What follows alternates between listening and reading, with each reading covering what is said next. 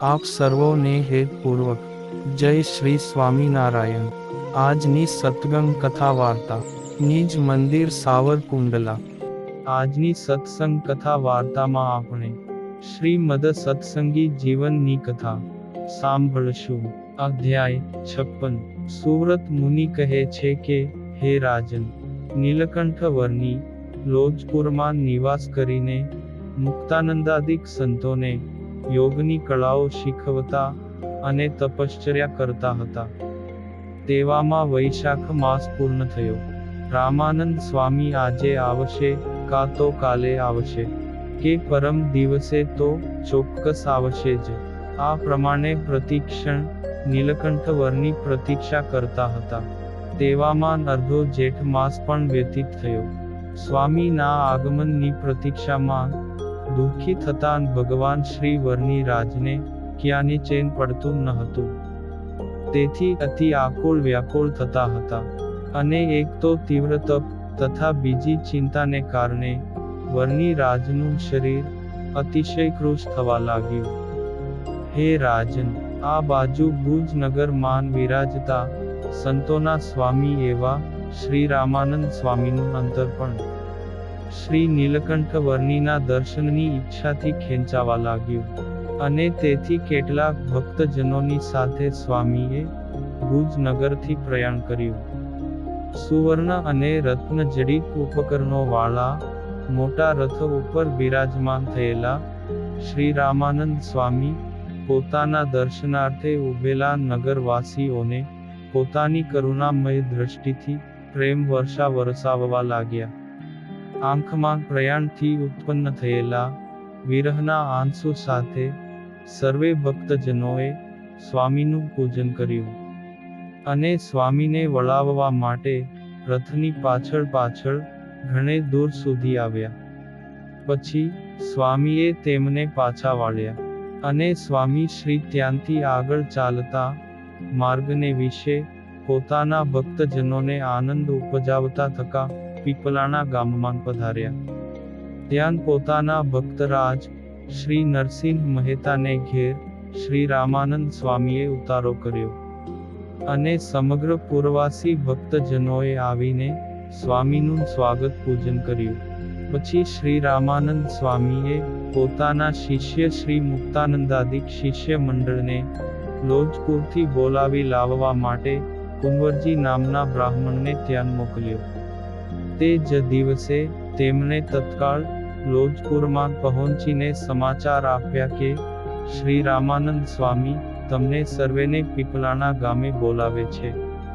તે સમયે દૂત એવા કુંવરજી વિપ્રના વચન સાંભળીને મુક્તાનંદ સ્વામી વગેરે સંતો અત્યંત હર્ષ પામ્યા, અને શ્રી નીલકંઠ વર્ણી તો તે જ ક્ષણે મુક્તાનંદ સ્વામીને કહેવા લાગ્યા કે ચાલો આપણે આજે જ ગુરુના દર્શન કરવા જઈશું। ત્યાર પછી મુક્તાનંદ મુનિ વગેરે સંતો પરસ્પર વિચારણા કરીને નિર્ણય કર્યા પછી ચંદ્રોદય થતાં પીપલાણા ગામ પ્રત્યે ચાલ્યા। સર્વેના હૃદયમાં ગુરુ દર્શનની ઉત્કંઠા હતી। પોતાના પ્રાણ પ્યારા ગુરુ વર્યના દર્શનની ઉત્સુકતાથી ખેંચાયેલા અંતઃકરણ વાળા મુક્તાનંદ સ્વામી વગેરે સંતો, દેવાનંદ દંડી વગેરે સંન્યાસી, પર્વતભાઈ, જેઠામેર વગેરે ભક્તજનો પીપલાણા ગામને લક્ષ્યમાન રાખીને માર્ગમાં ઉતાવળી ગતિએ ચાલતા હતા। તેવી જ રીતે શ્રી નીલકંઠ વર્ણી પણ ઉતાવળી ગતિએ ચાલતા હતા, પરંતુ તપથી અતિકૃશ શરીર થયેલું હોવાથી અને ચાલવાના પરિશ્રમથી તેમનું હૃદય શ્વાસથી ભરાઈ ગયું, જેથી તેઓ ચાલતાં ચાલતાં પૃથ્વી ઉપર પડી ગયા। મુક્તાનંદ સ્વામી આદિ સંતો શ્રી હરિની આગળ આગળ ઉતાવળી ગતિએ ચાલતા હતા। થોડા આગળ ચાલ્યા પછી જ્યાં પાછા વળીને જોયું તો નીલકંઠ વર્ણીને પૃથ્વી પર ઢળી પડેલા જોયા। તેથી તત્કાળ પાછા દોડીને તેમની સમીપે આવ્યા, અને ધીરે ધીરે તેમની પગ ચંપી કરવા લાગ્યા।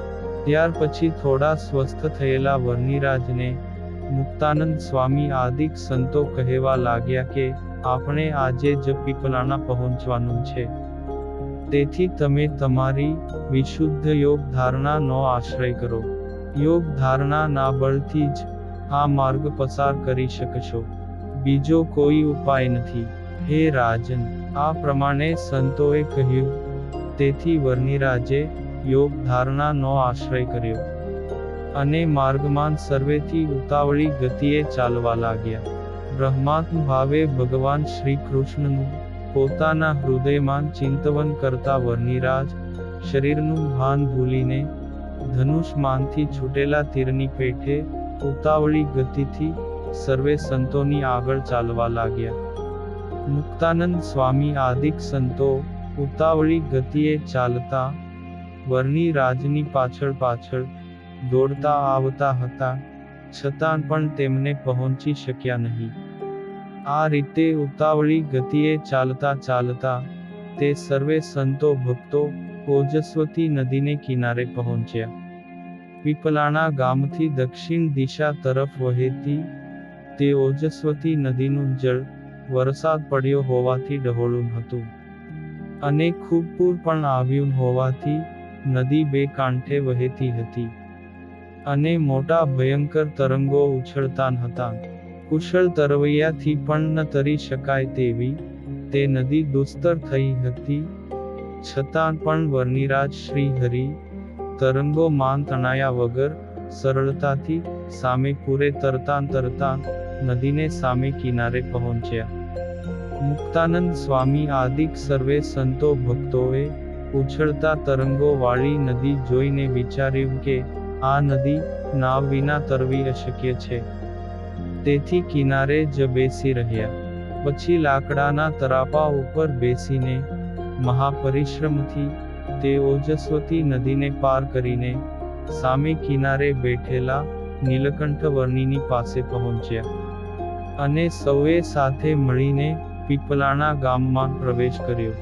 હે રાજન, મુક્તાનંદ સ્વામી અને નીલકંઠ વર્ણિ આદિક સર્વે સંતો તથા ભક્તોએ સંવત 1856ના જેઠવદ બારસના દિવસે મધ્યાહ્ન પહેલા નરસિંહ મહેતાના ભુવનમાં બિરાજતા સદ્ગુરુ શ્રી રામાનંદ સ્વામીના દર્શન કર્યા.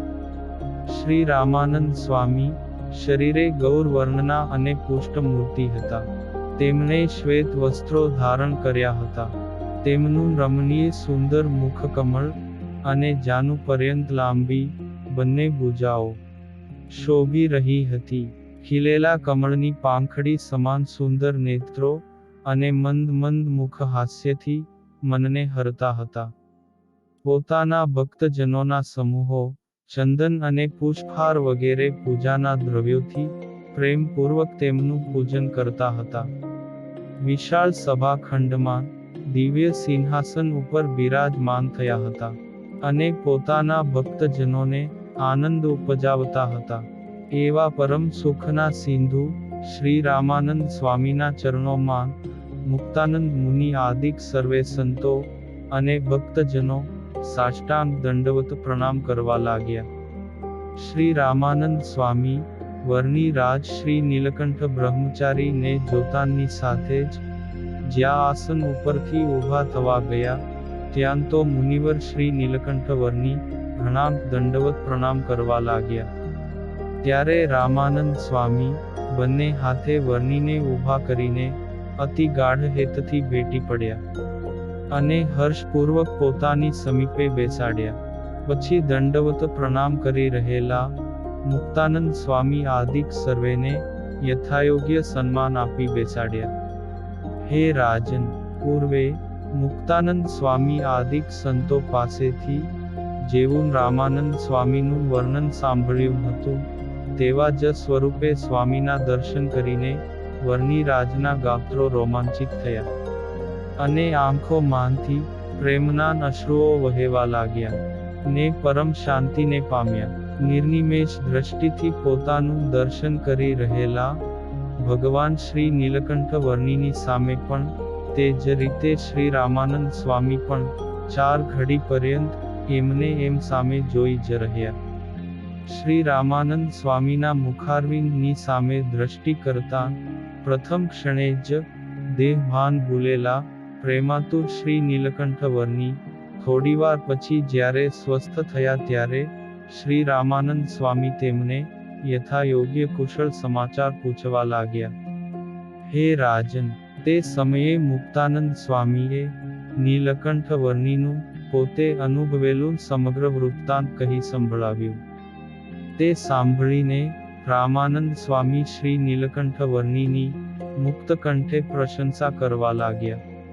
અને નીલકંઠ વર્ણી પણ પ્રેમથી ગદગદ થઈને શ્રી રામાનંદ સ્વામીની સ્તુતિ કરી કહેવા લાગ્યા કે, હે સ્વામી, આજ મારા મનોરથ રૂપી વૃક્ષમાં અમૃત જેવાન મીઠાન ફળો લાગ્યા, તેથી આ વૃક્ષ સફળ થયું.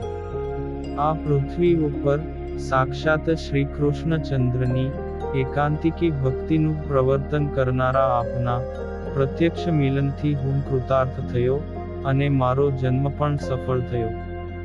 હે રાજન, તે સમયે અતિશય પ્રસન્ન થયેલા શ્રી રામાનંદ સ્વામી શ્રી નીલકંઠ વર્ણી અને સર્વ સંત ભક્તવૃંદનો યથાયોગ્ય આતિથ્ય સત્કાર, સુંદર ફળો અને દૂધ વગેરેથી ને ફલાહાર કરાવતા હતા. સુવ્રત મુનિ કહે છે, હે રાજન, વર્ણિરાજ શ્રી નીલકંઠ વર્ણી અને મુનીન્દ્ર શ્રી રામાનંદ સ્વામીનું જે પ્રથમ મિલન થયું, તે જોનારા સર્વ કોઈ જનોને અતિશય આનંદ ઉપજાવે તેવું અદભુત હતું. પરસ્પર જોઈ રહેલા તે બંનેના નેત્ર કમળમાંથી પ્રેમના અશ્રુઓ વહેતા હોય. બંને જ્ઞાનયોગ અને ભક્તિયોગ વગેરેની પરાકાષ્ઠા પામેલા સિદ્ધ દશાવાળા સિદ્ધ યોગી પુરુષો હોય અને તેમના મુખકમળમાંથી મીઠા મધુરા અમૃત વચનો વરસી રહ્યા હોય. એવું અકલ્પનીય અદભુત દ્રશ્ય હતું.